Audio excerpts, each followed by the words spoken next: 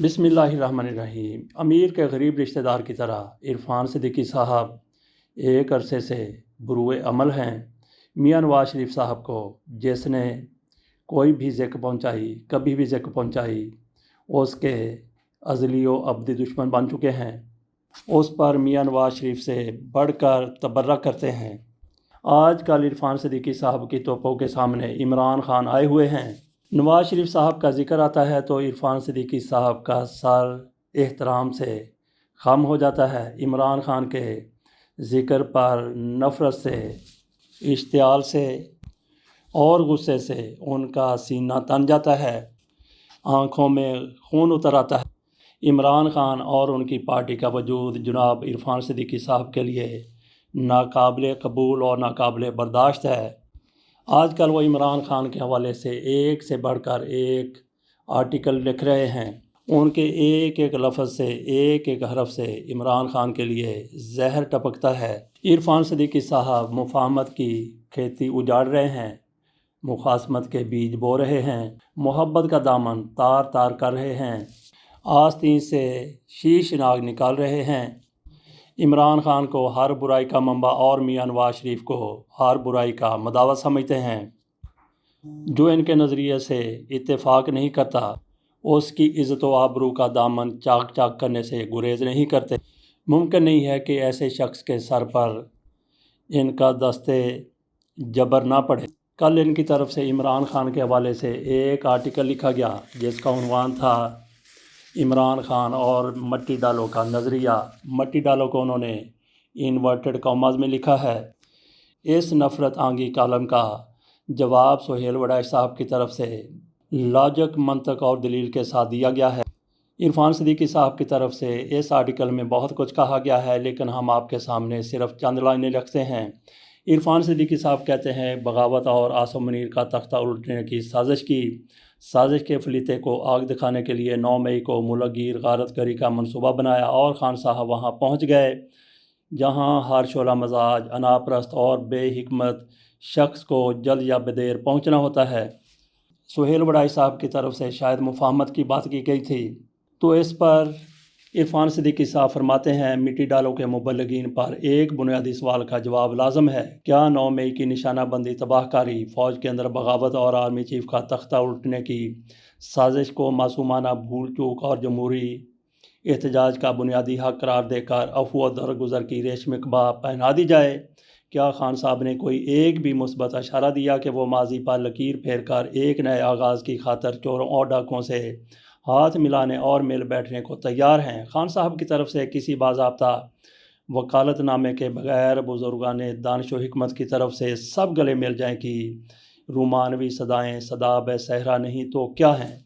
इरफान सिद्दीकी साहब के इस आर्टिकल का लुब-ए-लुबाब यही बनता है कि इमरान खान को किसी भी तौर माफ़ नहीं किया जाना चाहिए। मुफाहमत की बात शायद सुहेल वड़ाई साहब की तरफ से की गई थी और लोगों ने भी यकीनन की है। तो इस कालम को इरफान सिद्दीकी साहब के इमरान खान और मिट्टी डालो का नज़रिया, ये उस तहरीर का या उस मौक़िफ़ का जवाब गज़ल हो सकता है। सुहेल वड़ाई साहब की तरफ से भी तुर्की बतुर्की इसका जवाब दिया गया। इसको आप यूँ समझ लीजिए कि ये जवाब गज़ल दर जवाब गज़ल है। मुलाहिज़ा कीजिए सुहेल वड़ाई साहब की तरफ से जो कुछ कहा गया, इसका उन्वान सुहेल वड़ाई साहब की तरफ से रखा गया, असी कसूरी साड़ी ज़ात कसूरी, असी कसूर शहर दे रहने वाले। बुल्ले शाह के इस मशहूर पंजाबी शेर को मुस्तार लेते हुए आज मेरी उच्च शहर से मुराद रावलपिंडी शरीफ है और आज के मुखातब इस शहर के पीरे बासफ़ा उस्ताज़ुल असातिज़ा, कई जर्नलों के तालीमी मुर्शद, सेनेटर, साबिक़ वज़ीर बातदबीर और आजकल नून लीग के पॉलिसी साज, तर्जमान और मंशूर कमेटी के यका व तनहा चेयरमैन जनाब इरफान सिद्दीकी हैं। जबकि आज के कालम का कसूरी ये कसूरवार कालम नवीस है। सुहेल वड़ाई साहब की तरफ से जिस तरह कहा गया कि असी कसूरी साड़ी ज़ात कसूरी, वो कहते हैं कि ये मैंने अपने लिए कसूरी लफ्ज़ चुना है। जो इन दिनों लड़ाई की बजाय मुफाहमत और तुनदेओ की बजाय माफ़ी और सब्र की बात कर रहा है। जनाब इरफान सिद्दीकी के मुल्क भर के रोज़नामों में शाया होने वाले ताज़ा ख्यालात से लगता है कि जैसे नून लीग इनकलाब फ़्रांस या इनकलाब रूस के बाद برسر اقتدار آنے والی ہے، اس لیے رد انقلاب کے ولن کھلاڑی خان اور اس کے ساتھیوں کو معافی نہیں دے گی۔ ان کے خیال میں کھلاڑی خان کا جرم اس قدر ناقابل معافی ہے کہ فی الحال مٹی پاؤ کی بات کرنا ہی فضول ہے۔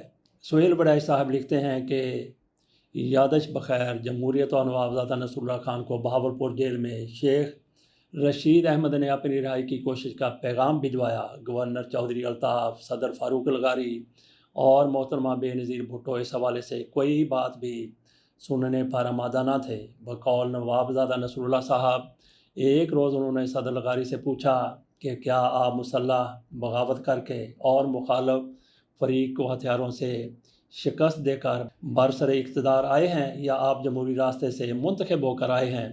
اگر تو آپ کا جتھا جیتا ہے تو آپ کا جیسا جی چاہے شیخ رشید سے ویسا سلوک کریں، لیکن اگر آپ جمہوریت کے ذریعے اقتدار میں آئے ہیں تو پھر آئین اور انصاف سے کام لے کر شیخ رشید کو رہا کرنا ہوگا، چاہے اس کے قصور جو بھی ہوں۔ یہی دلیل آج بھی ہے کہ کھلاڑی خان نے نونیوں کو جیل میں بند رکھا، زیادتیاں کی ہیں، لیکن کیا اس رد عمل میں وہی کچھ کرنا جائز ہے؟ ایسا کرنا جمہوریت نہیں، انتقام کا تسلسل ہوگا۔ مانا کہ کھلاڑیوں نے 9 مئی کو پہاڑی غلطی کی۔ یہ قصوروار صحافی یعنی سہیل بڑائی صاحب کہتے ہیں کہ میں تو ساتھی صحافیوں کے ساتھ بار بار جا کر کھلاڑی خان کو، عمران خان کو کہتا رہا کہ سیاستدانوں کے ساتھ مذاکرات کرو، مگر اس نے یہ بات نہ مانی۔ 9 مئی کا سانحہ ہوا، یہ بہت بڑی غلطی تھی، مگر کیا اس کے بدلے میں ساری پی ٹی آئی کو مار دیا جائے؟ کیا یوتھ اور مڈل کلاس کے جذبات پر مشتمل اس پارٹی کو دفن کر دیا جائے؟ 9 مئی کھلاڑیوں کی بہت بڑی غلطی صحیح، مگر کیا کسی سیاسی جماعت نے اس سے پہلے کوئی غلطی نہیں کی؟ جیالوں نے پی آئی اے کا جہاز اغوا کر کے غلطی نہیں کی۔ ان کا اشارہ الذوالفقار تنظیم کی طرف ہے۔ مرتضیٰ بھٹو کے زیر سایہ یہ تنظیم بنائی گئی تھی جس نے پی آئی اے کا طیارہ اغوا کیا، افغانستان لے جایا گیا، اس کے بعد اس کو شام لے جایا گیا اور کئی قیدیوں کی رہائی کے بدلے طیارے کو اور اس کے مسافروں کو چھوڑا گیا تھا۔ سہیل بڑائی صاحب لکھتے ہیں نونیوں نے سپریم کورٹ پر حملہ کر کے غلطی نہیں کی تھی۔ کھلاڑی نے جنرل باجوہ کو میر جعفر کہا تو نون خان یعنی میاں نواز شریف صاحب نے بھی گجرانوالہ جلسے میں جنرل باجوہ اور فیض حمید کے نام لیے تھے۔ جیالے خان زرداری نے بھی تو اسلام آباد میں جنرل راحیل شریف کو کھلم کھلا انتباہ کیا تھا۔ یہ سہیل بڑائی صاحب اشارہ کر رہے ہیں جب آصف علی زرداری کی طرف سے کہا گیا کہ ہم جرنیلوں کی اینٹ سے اینٹ بجا دیں گے۔ مزید سہیل بڑائی صاحب لکھتے ہیں مانا کھلاڑی خان کی غلطی بڑی تھی، اس سانحہ کے ذمہ داروں کو سزا ضرور دیں، مگر ساری جماعت کو سزا دینا کہاں کا انصاف ہے اور کہاں کی جمہوریت ہوگی؟ عرفان صدیقی صاحب کو مخاطب کرتے ہوئے لکھتے ہیں جناب استاذ الاساتذہ نے فرمایا مٹی پاؤ والا معاملہ نہیں ہو سکتا۔ سوال یہ ہے کہ کیا صدیوں سے انسان نے یہ نہیں سیکھا کہ جنگ سے امن بہتر ہے، فاشزم سے جمہوریت بہتر ہے، گالی سے دعا بہتر ہے، مخاصمت سے مفاہمت بہتر ہے، انتقام لینے سے معاف کرنا کہیں بہتر ہے، رد عمل دینے کی بجائے اچھا عمل کرنا سب سے بہتر ہے۔ جناب والا، مٹی نہیں ڈالنی تو پھر مٹی اڑائیے، کچھ مخالف کے سر میں پڑے گی اور کچھ آپ کے سر میں بھی تو آئے گی، لڑو گے تو لازماً مرو گے، آج آپ مارو گے کل پھر آپ کی باری ہوگی، کیا تاریخ کا یہ سبق بھول گئے ہیں؟ ہتھیار بکف صدیقی صاحب سے یہ گلہ بھی بنتا ہے کہ جب طالبان پاکستان کے معصوم بچوں کے گلے کاٹ رہے تھے، عورتوں کو سر عام کوڑے مار رہے تھے اور پاک فوج کے جوانوں کے سروں کے ساتھ فٹ بال کھیل رہے تھے، تو آپ ان خونخواروں کے ساتھ صلح صفائی کی کمیٹی کے سربراہ بن کر ان سے مذاکرات کرنے ان کے دربار پر پہنچ گئے تھے۔ وہ ایک دہشت گرد اور مسلح گروہ تھا جس کے ہاتھ خون سے رنگے ہوئے تھے، مگر آپ ان سے مذاکرات کرنے میں فخر کرتے تھے، اور آج دوسری طرف پاکستان کی یہ غیر مسلح سیاسی جماعت جس کے ساتھ بات کرنے کو آپ گناہ کبیرہ گردان رہے ہیں، یہ کھلا تضاد نہیں تو اور کیا ہے؟